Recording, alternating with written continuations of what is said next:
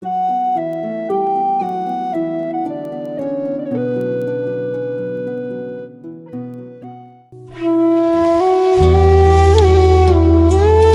Allah telah ada dengan tanpa tempat sebelum adanya tempat?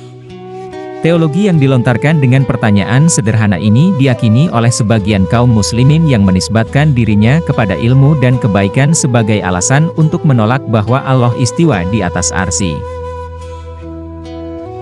Dan bahwasanya jika Allah istiwa di atas arsy berarti Allah butuh terhadap arsy. Demikian klaim mereka. Ketahuilah saudara-saudariku, bahwasanya ketika Allah menciptakan makhluknya yang berupa tempat, semisal arsy dan langit, maka penciptaan tersebut tidak lepas dari 3 kemungkinan. Pertama, Allah menciptakannya di dalam dirinya. Barang siapa meyakini keadaan yang seperti ini maka sungguh ia telah terjerumus ke dalam kesalahan yang nyata. Karena tidaklah mungkin Allah menciptakan makhluk di dalam dirinya.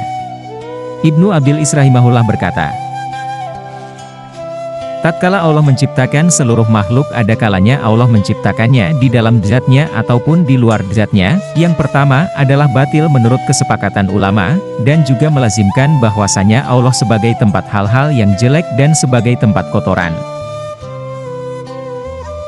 Konsekuensi dari kemungkinan yang pertama ini adalah Allah menciptakan jin, manusia, iblis dan setan pada dirinya, dan ini adalah mazhab yang sangat jelas kebatilannya. Kedua, Allah menciptakan makhluk lalu masuk ke dalamnya. Barang siapa meyakini hal ini maka sungguh ia telah terjerumus pula ke dalam kesalahan yang nyata, karena Allah tidaklah butuh kepada makhluknya dan tidak ada satupun dari makhluk Allah yang dapat menjadi wadah bagi Allah. Ibnu Abil Is berkata, sesungguhnya Allah tidaklah berada di dalam wadah, sebagaimana kebanyakan dari makhluknya berada di dalam wadah. Bahkan tidak ada satupun dari makhluknya menjadi wadah bagi Allah.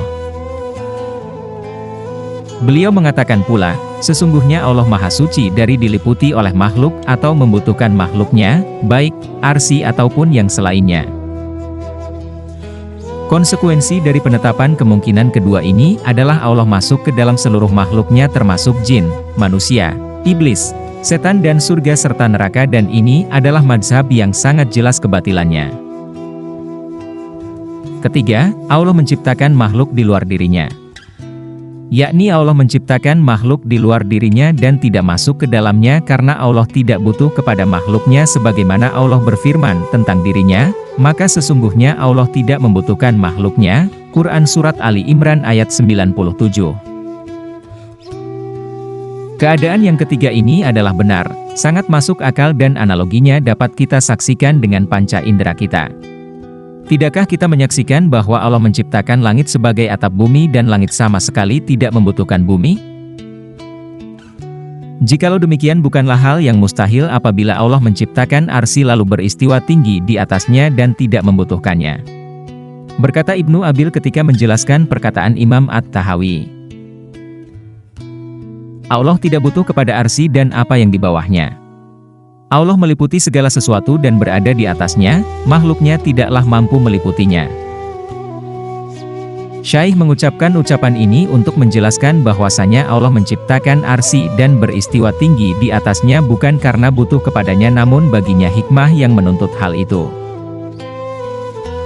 Dan keberadaan sesuatu yang tinggi berada di atas yang di bawah tidaklah melazimkan yang bawah menjadi wadah bagi yang atas, dan meliputinya serta menyangganya, dan tidak pula melazimkan yang atas membutuhkan yang di bawah. Lihatlah kepada langit, bagaimana ia berada di atas bumi namun tidak butuh kepada bumi. Ketinggian Allah lebih besar dan lebih mulia dari melazimkan hal tersebut, namun kelaziman dari ketinggiannya adalah termasuk kehususan-kehususannya. Yaitu Allah yang membawa yang berada di bawah dengan kemampuannya, Allah yang meliputinya, apa yang ada di bawah butuh kepadanya dan dia tidak butuh kepadanya. Allah di atas arsy dan dia yang membawa arsy dan para pemikulnya. Allah tidak membutuhkan arsy namun arsy yang membutuhkannya. Allah meliputi arsy dan arsy tidaklah meliputi Allah. Allah membatasi arsy namun arsy tidaklah membatasi Allah. Kelaziman-kelaziman ini semuanya tidaklah ada pada makhluk.